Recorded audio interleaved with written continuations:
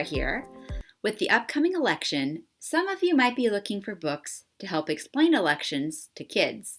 Well, if so, then stay tuned because today I'll be recommending 5 children's books about elections and the election process. If you're looking for a book that explains the election to young children, I would recommend I Voted, Making a Choice Makes a Difference by Mark Schulman.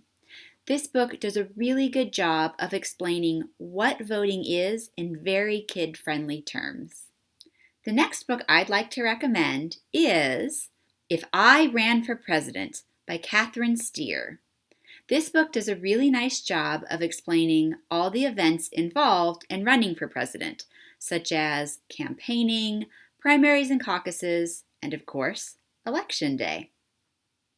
If you're looking for something a little more in-depth, then I would recommend What's the Big Deal About Elections by Ruby Shamir.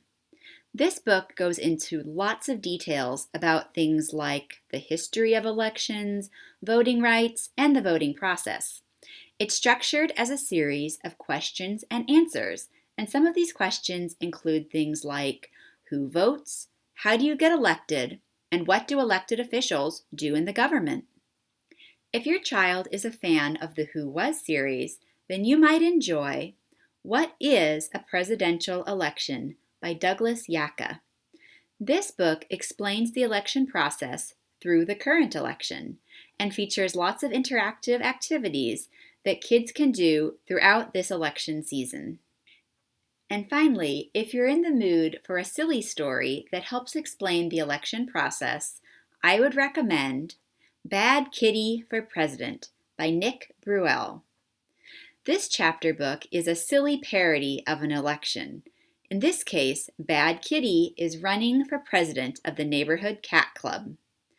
Through the story, you learn about primaries, campaigning, debates, voter registration, and election day, and there is a glossary of election terms in the back.